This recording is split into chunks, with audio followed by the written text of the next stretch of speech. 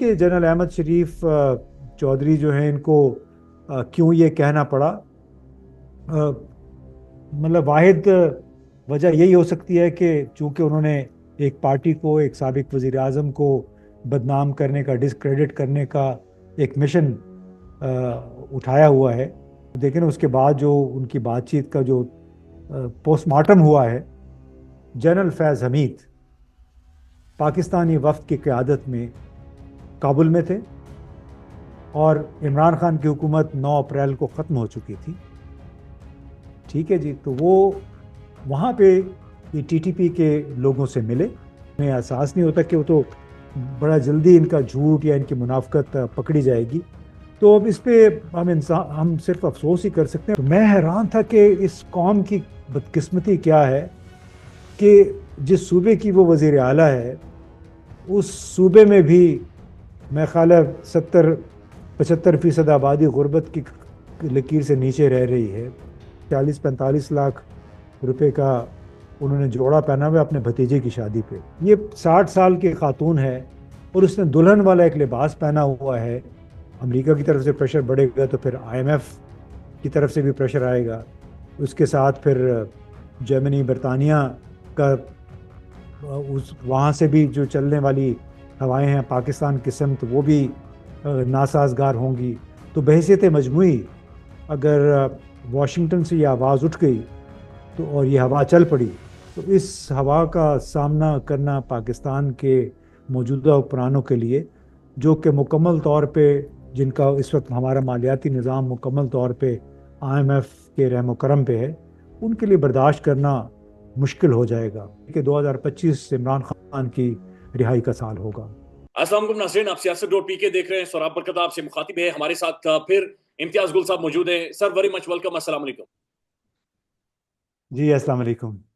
امتیاز گل صاحب، 2024 ختم ہو رہا ہے، 2025 شروع ہونے والا ہے. 2024 آپ کی آنکھوں کے سامنے گزرا ہے.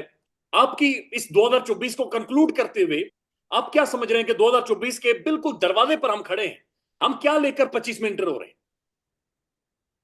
جھوٹ، منافقت، لاقانونیت، مایوسی، یہ 2024 میں ہم نے دیکھا.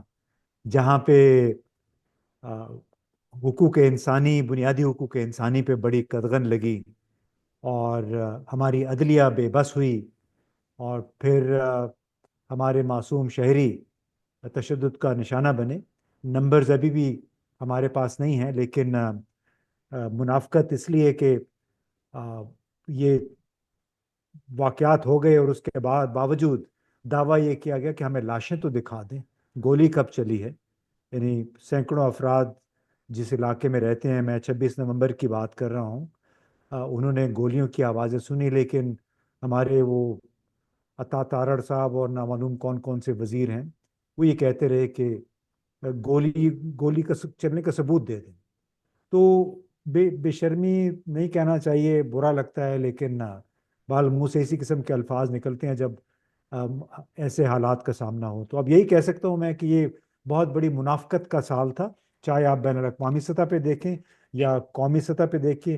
بین الاقوامی سطح پہ 45,000 سے زائد فلسطینیوں کو شہید کر دیا گیا، لیکن تمام بڑے ممالک نہ صرف خاموش رہے عملاً، بلکہ کوئی 20 ارب ڈالر کے قریب امریکہ، برطانیہ، جرمنی، فرانس، ان ملکوں سے امداد کے طور پر اور اسلحے کی مد میں اسرائیل کو فراہم کیے گئے، فلسطینیوں کا خون کرنے کے لیے، انہیں دربدر کرنے کے لیے. جبکہ پاکستان میں بھی آپ کو معلوم ہے لوگ عدالتوں کے چکر کاٹتے رہے، ایک سے دوسری، دوسری سے تیسری عدالت جاتے رہے، اور انہیں کہا جاتا رہا کہ آپ عدالتیں کھلی ہیں، آپ چلے جائیں عدالتوں میں. اور پتہ نہیں تھا کہ پریکٹس اینڈ پروسیجر ایکٹ وہ لا کے اس کے پر کاٹ دیے گئے عدلیہ کے. تو اب اور کیا کہیں 2024 کے بارے میں. آپ کی ظاہر ہے سر ایک بڑی لمبی زندگی ہے، 40-45 سال آپ نے ایکٹیو جرنلزم کیا ہے. اتنا خراب سال، اتنی زیادہ مایوسی، سال کے اینڈ پر ایسی انالیسز، ایسا تجزیہ، ایسا ڈیٹا کبھی ماضی میں بھی آپ کے ساتھ ہوا ہے؟ ایسا کوئی سال ماضی میں بھی گزرا؟ نہیں سوراب، یہ تو میرا خیال ہے پاکستان کی تاریخ میں پہلی مرتبہ 1971 کے بعد، ہم تو بہت چھوٹے تھے اس وقت، لیکن اس کے بعد میرا خیال ہے سب سے زیادہ جو مایوسی کا سپین جو گزرا ہے طویل ترین، وہ 2024 تھا۔ بے نظیر بھٹو صاحبہ کی جب شہادت ہوئی، وہ بھی چند دن بہت لوگ افسردہ رہے، ایک بہت بڑی ٹریجڈی تھی بلا شبہ۔ لیکن ابھی یہ جو ٹریجڈی ہے تو 9 مئی یا 5 اگست 2023 سے چل رہی ہے مسلسل، اور اس میں پھر الیکشن بھی آ گئے، الیکشن چوری بھی ہو گئے، اس کے بعد حکومت جو ہم پہ آ گئی وہ اب بھوانگے دوہل کہتے ہیں کہ جی اصل میں عمران خان ہمیں ہٹانا چاہتا ہے، اس ہماری حکومت کو ہٹانا چاہتا ہے، اس لیے وہ کوئی سمجھوتا نہیں کر رہا ہے۔ لیکن یعنی آپ انداز گفتگو اور انداز دلیل دیکھیں کہ بھئی آپ کا سیاسی مخالف ہے، سیاست میں لوگ کیوں آتے ہیں؟ وہ حکومت کے لیے آتے ہیں، حکومت ووٹوں کے ذریعے آتے ہیں۔ آپ نے اگر کسی کے ووٹ چھین لیے ہیں تو ظاہر ہے وہ تو آپ کے اپنے ووٹ دوبارہ مانگ رہے ہیں، اپنا حق مانگ رہے ہیں، تو اس کو آپ تانا کیوں بنا رہے ہیں کہ وہ ہمیں حکومت سے ہٹانے کے لیے آ رہے ہیں؟ تو اس لیے بڑا ایک میں سمجھتا ہوں سیاہ باب ہے پاکستان کی تاریخ میں۔ سر ایک تو D G I S P R صاحب کی پریس کانفرنس ہوئی ہے، اور پریس کانفرنس میں انہوں نے ظاہر ہے نیشنل سیکیورٹی کا معاملہ ہے سر، ہمارے فوجی جوان، ہمارے بچے، عام لوگ مارے جا رہے ہیں، ٹی ٹی پی والا معاملہ یہ انتہائی سنجیدہ نوعیت کا تھا۔ لیکن آئی ایس پی آر صاحب کی سر اس کے اوپر سٹیٹمنٹ، جس کے اوپر شریم زاری صاحبہ کوئی اور بات چیت کر رہی ہیں، حامد میر صاحب کوئی اور بات چیت کر رہے ہیں، تو ایک بڑی مبہم قسم کی، ایک ویگ قسم کی سٹیٹمنٹ، جو یعنی نہ تو ان کے شایان شان ہے اور نہ ہی اس کے اندر کوئی ریئلٹی ہے۔ دیکھیں میں نے خود بھی اس پہ ابھی ایک مختصر سا ویلاگ کیا تھا، اور اس سے پہلے بھی ایک ویلاگ کیا تھا، اور میں نے بڑی ذمہ داری کے ساتھ پہلے بھی بات کی تھی، اب ایک بار پھر کر رہا ہوں کہ 18 مئی 2022 جنرل فیض حمید پاکستانی وفد کی قیادت میں کابل میں تھے، اور عمران خان کی حکومت 9 اپریل کو ختم ہو چکی تھی۔ ٹھیک ہے جی، تو وہ وہاں پہ یہ ٹی ٹی پی کے لوگوں سے ملے۔ اس ملاقات کے بعد ذبیح اللہ مجاہد افغان حکومت کے ترجمان ہیں، انہوں نے باقاعدہ اپنے ایک ٹویٹر پیغام میں یہ کہا کہ ہماری کوشش ہے کہ مذاکراتی عمل کو بڑھاوا دیں، اس کو پروموٹ کریں، اور ساتھ میں انہوں نے یہ بھی کہا کہ جنرل فیض حمید کی قیادت میں پاکستانی وفد یہاں تھا ٹی ٹی پی کے ساتھ بات چیت کے لیے، اور اس کے نتیجے میں عارضی فائر بندی بھی ہو گئی ہے تاکہ مذاکراتی عمل کو آگے بڑھایا جا سکے۔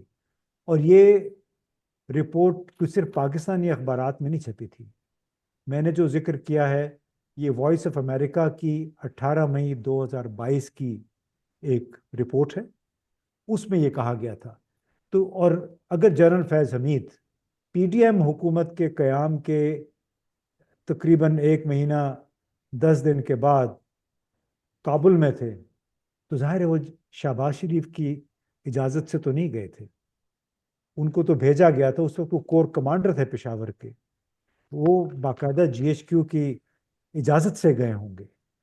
نمبر 2 یہ ہے کہ جو کچھ بھی یہ ڈیل ہوا تھا، جب عمران خان نے، یہ بھی کہا جاتا ہے کہ سابق وزیر اعظم عمران خان نے مانا تھا کہ ہاں ہم نے انہیں آنے کی اجازت دی ہے، یہ اجازت کی بات اس وقت ہوئی تھی جب جنرل فیض حمید نے یہ تمام معاہدہ کر لیا تھا، اس کی انہوں نے اپروول جو تھی وہ سابق صدر عارف الوی سے لے لی تھی، اور عمران خان کو پھر مطلع کر دیا گیا تھا، ان کو آگاہ کر دیا گیا تھا کہ ہم نے یہ کام کر لیا ہے، بس اب آپ کی اجازت کی ضرورت ہے۔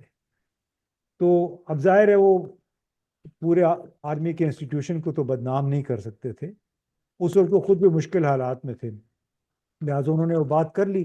لیکن اور تیسری بات اس میں یہ ہے کہ اس قسم کے جو بھی معاملات ہیں ہمیشہ وہ پاکستان کی فوج نے طے کیے ہیں، بارڈر کی ذمہ داری ہمیشہ فوج کے پاس رہی ہے، پھر خاص طور پہ افغانستان اور بھارت کے ساتھ، اور افغانستان میں چونکہ ہماری اتنی طویل سرحد ہے، یہ تمام معاملات ہمیشہ فوج نے ادا کیے ہیں اور طے کیے ہیں، اور یہ معاملہ بھی فوج نے کیا تھا، جس کی وجہ سے ایک بار پھر میں کہوں گا 16-17 مئی 18 مئی ہمارے اس وقت کے جنرل فیض حمید باقاعدہ مذاکرات کے لیے کابل گئے تھے۔ تو آئی ایس پی آر صاحب پھر سر وہ فیکٹس ان کے کلیئر نہیں تھے یا وہ یہ سوچ کر نہیں آئے تھے؟ یہ پھر ان کی سٹیٹمنٹ یہ پھر انہیں کیوں دینی پڑی اس طرح کی سٹیٹمنٹ؟ یہ ان سے پوچھنا پڑے گا کہ ان کے ذہن میں کیا تھا، کیا کوئی ہم سٹون ایج میں رہتے ہیں؟ یعنی کوئی بات کر کے کیا آپ اس سے پھر جان چھڑا سکتے ہیں؟ آج کل کے دور میں آپ کو پتہ ہے گوگل ہے، آپ کوئی بھی چیز تلاش کرنا چاہتے ہیں 3-4 آپ اس میں الفاظ ڈال دیں تو آپ کو تمام متعلقہ مواد مل جاتا ہے۔ میں بھی گوگل ہی سرچ کر رہا تھا اسی حوالے سے، تو مجھے یہ وائس آف امریکہ کی ایک رپورٹ ملی جس میں یہ ساری کہانی ذبیح اللہ مجاہد کے حوالے سے لکھی گئی تھی۔ تو یہ معلوم نہیں کہ جنرل احمد شریف چودھری جو ہیں ان کو کیوں یہ کہنا پڑا۔ مطلب واحد وجہ یہی ہو سکتی ہے کہ چونکہ انہوں نے ایک پارٹی کو، ایک سابق وزیر اعظم کو بدنام کرنے کا، ڈسکریڈٹ کرنے کا ایک مشن اٹھایا ہوا ہے، اور اسی وجہ سے غالباً اس دن ان کی زبان سے یہ باتیں ساری نکل گئیں۔ حالانکہ دیکھیں نا، اس کے بعد جو ان کی بات چیت کا جو پوسٹ مارٹم ہوا ہے، اگر انہیں شاید معلوم ہوتا کہ اس طرح کا پوسٹ مارٹم ہونا ہے تو ہو سکتا ہے وہ بات نہ کرتے، لیکن ان کے ذہن میں میرا خیال ہے نہیں رہا کہ ان کی اسکروٹنی گوگل کے ذریعے ان کی باتوں کی تصدیق گوگل کے لیے ضرور ہو سکتی ہے۔ جی، اب اور اس کے بعد ہم نے ایک چیز دیکھی ہے سر، پچھلے چند دنوں میں، چند گھنٹوں میں، سر یہ یہودی کارڈ یا یہودی پھٹا یہ پھر خان کے ساتھ جوڑ دیا گیا۔ ایک تو ڈیفنس منسٹر خواجہ آصف صاحب کی سٹیٹمنٹ ہے، پھر حافظ نعیم صاحب کو جس طریقے سے وہ آ کر کہہ رہے ہیں کہ اڈیالہ جیل سے عمران خان صاحب یہودیوں کو یا امریکہ کی مذمت کرے یہودیوں کا ساتھ دینے پر، یہ ڈیمانڈ تو پاکستان کے اسٹیبلشمنٹ سے، پاکستان کی حکومت سے، پاکستان کے وزیر اعظم سے ہونی چاہیے۔ اور یہ سر اس کے اوپر مائیکل کولگم نے بھی باقاعدہ سے اس کے اوپر ٹویٹ کیا ہے۔ یہ ہم چورن کیسے بیچتے ہیں؟ یہ کب سے شروع ہوا کہ یہودی کارڈ یہودی کارڈ؟ یعنی جب دل کرے گا ایک تو جھوٹی قوم کہہ دیں گے، پھر یہ یہودی کارڈ اٹھا کر لے آتے ہیں۔ یہ اسی لیے میں نے آپ سے کہا کہ 2024 میں ہم نے منافقت کی نئی منزلیں طے کی ہیں، اور اس کی تازہ ترین مثال یہی ٹی ٹی پی کے فائٹرز کو پاکستان واپس لانے کی بات تھی کہ ان کو کون لے کے آیا تھا۔ تو سب کو معلوم ہے انہیں کون لے کے آیا تھا۔ اس کے ساتھ ساتھ ہی جو انہوں نے اپنی طرف سے آپریشن گولڈ سمتھ کی بات کر دی، جی تو وہ تو ان کو جواب بھی بڑا اچھا مل گیا تھا میرا خیال ہے، رچرڈ گرنیل کی طرف سے بھی، اور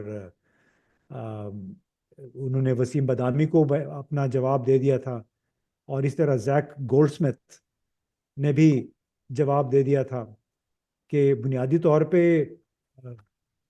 زیک گولڈ سمتھ نے کہا کہ میں تو یہودی ہوں لیکن میں تو اسرائیلی نہیں ہوں، میں تو برطانوی باشندہ ہوں۔ اس کے علاوہ جو رچرڈ گرنل کا جواب تھا کہ میں تو کسی گولڈ سمتھ کو جانتا ہی نہیں ہوں۔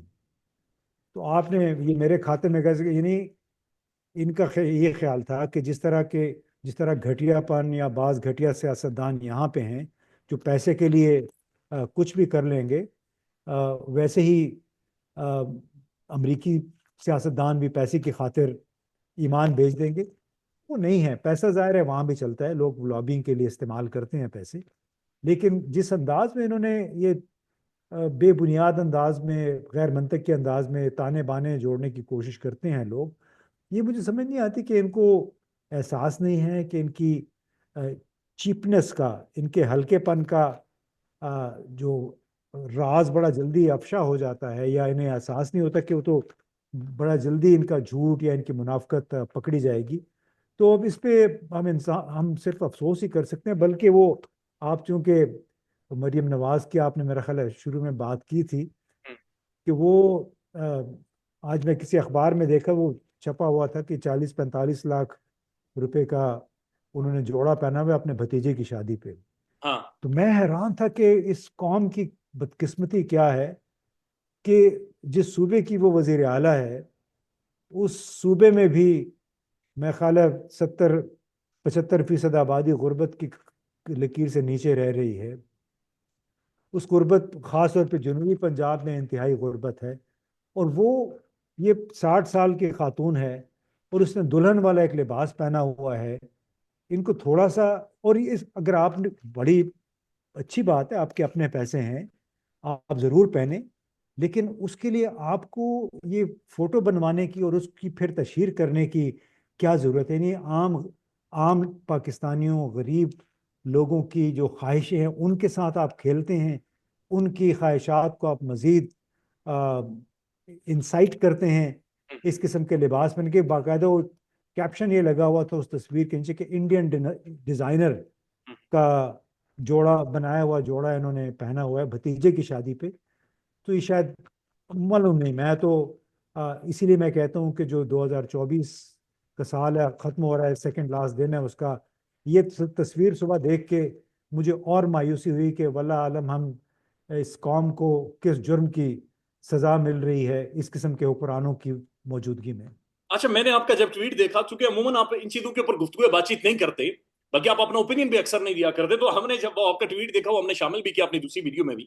امتیاز گل صاحب، سر یہ بتائیں کہ میری طرف سر ادھر پہاڑوں میں کشمیر سے ہوں، وہاں پر کہا جاتا ہے کہ ایسی حرکتیں وہ کرتا ہے جسے نیا نیا کچھ ملا، نیا نیا پیسہ آیا ہو، بندہ نیا فون، کپڑے، تصویریں، یہ ٹک ٹاک بنا. مریم صاحبہ، سر یہ پنجاب میں امپیکٹ ڈال سکتی تھی. یہ کس طرح کے شوق ہیں ٹک ٹاک کے؟ کپڑے، جوتے، لمبے لمبے کوٹ، یہ کون سی مینٹل، یہ سائیکی کیا ہے؟ پتہ نہیں، میں زیادہ ذاتیات میں نہیں جاؤں گا، لیکن شاید انہیں شوق ہو بچپن میں اداکاری کا، شوبز میں جانے کا، تو وہ شوق وہاں پورا نہیں ہو سکا تو اب وہ پورا کر رہی ہیں. یہ شاید ان کے دل میں بڑی شدید خواہش ہو کہ ان کی بھی سیلیبریٹی لیول وہی ہو جو کہ بے نظیر بھٹو کا تھا، جو کہ ہو نہیں سکتا، یعنی کوئی کمپیریزن ہی نہیں ہے. تو شاید یہ دو وجوہات ہو سکتی ہیں، باقی سے زیادہ میرا خیال ہے ہمیں ذاتیات میں نہیں جانا چاہیے. 2025 امتیاز گل صاحب، 2025 ایک تو نیا سال ہے، اس کے بعد ڈونلڈ ٹرمپ نے حلف اٹھانا ہے. خیر روایتی سیاستدان ہے، پوری دنیا، ان کے تھنک ٹینکس، ان کے ریسرچرز، وہ سارے ڈپلومیٹس بیٹھے ہوئے، سر جوڑے ہوئے ہیں کہ ہم ٹرمپ کے پاس کیا لے کر جائیں گے، حلف برداری پر جائیں گے، کیا ساری چیزیں. سر ہم بھی تو ظاہر جائیں گے نا. اور جب ٹرمپ کھڑا ہے دائیں طرف، رچرڈ گرینل کھڑا ہے، مارکو روبیو کھڑا ہے، یہ سب وہاں پر موجود ہے جن کے اوپر ہم نے فائنانشل کرپشن کے، پیسے کھانے کے الزامات لگائے ہوئے ہیں. وٹ ڈو یو تھنک ہم ٹرمپ کو لے کر، نئے سال کو لے کر ہم کس طرح سے فیس کریں گے؟ ہم کیا جا کر امریکہ کے سامنے کیا کہیں گے؟ ہم ٹرمپ کے سامنے کیا جا کر بات چیت کریں گے؟ آپ بڑے بولے ہیں جناب. جو لوگ ہمارے ہاں سیاست کے عادی ہیں، ہو سکتا ہے کوئی اے ڈی بی سے، ورلڈ بینک سے، آئی ایم ایف سے کوئی نیا قرضہ ملے، اس کا کچھ حصہ یہ وہاں بھی آفر کر دیں تاکہ ان کو اپنی طرف یہ لا سکیں لابنگ کے لیے. کیا اس میں بعید ہے؟ جو ان کا انداز فکر ہے وہ تو یہی ہے کہ پیسے کھلاؤ، ادھر انویسٹ کر دو، ادھر انویسٹ کر دو. ہاں. تو کیونکہ ان کا اپنا پیسہ تو ہے نہیں، انہوں نے تو قوم کے نام پہ پیسہ لینا ہے، قرضہ لینا ہے اور آگے لگا دینا ہے، تو لہٰذا آپ پریشان نہ ہو جاتے. اچھا، واٹس یور اسسمنٹ 2025 کے حوالے سے؟ عمران خان کو کب تک آپ باہر آتے ہوا دیکھ رہے؟ حالات، واقعات، ساری چیزیں ظاہر آپ کے سامنے موجود ہیں. اور 2025 ڈو یو تھنک سو کہ خان دوبارہ کوئی اقتدار کی طرف آئے گا یا کدھر جائے گا یہ ملک؟ بڑا مشکل ہے جی اس موقع پہ کہنا، کیونکہ صرف واحد وہی امید ہے کہ اگر کوئی امریکہ کی طرف سے پریشر بڑھے، امریکہ کی طرف سے پریشر بڑھے گا تو پھر آئی ایم ایف کی طرف سے بھی پریشر آئے گا. اس کے ساتھ پھر جرمنی، برطانیہ کا وہاں سے بھی جو چلنے والی ہوائیں ہیں پاکستان کی سمت، وہ بھی ناسازگار ہوں گی. تو بحیثیت مجموعی اگر واشنگٹن سے یہ آواز اٹھ گئی تو اور یہ ہوا چل پڑی، تو اس ہوا کا سامنا کرنا پاکستان کے موجودہ حکمرانوں کے لیے، جو کہ مکمل طور پہ، جن کا اس وقت ہمارا مالیاتی نظام مکمل طور پہ آئی ایم ایف کے رحم و کرم پہ ہے، ان کے لیے برداشت کرنا مشکل ہو جائے گا. تو اب ایگزیکٹلی کب عمران خان باہر آتے ہیں نہیں آتے ہیں، ان کو سیاست میں پھر اس 25 کے دوران حصہ لینے کی اجازت ملتی ہے نہیں ملتی ہے، یہ تو ابھی دیکھنا ہوگا. لیکن امید یہ کرنی چاہیے کہ 2025 عمران خان کی رہائی کا سال ہوگا. لاسٹ کمنٹ سر، ایک جو رانا ثناء اللہ صاحب نے پروپوزل سامنے رکھا ہے کہ میاں نواز شریف صاحب، زرداری صاحب اور خان صاحب بیٹھیں اور کوئی حل نکالیں، what's your comment on it? اس اسٹیٹمنٹ کے اوپر آپ کا کیا کمنٹ؟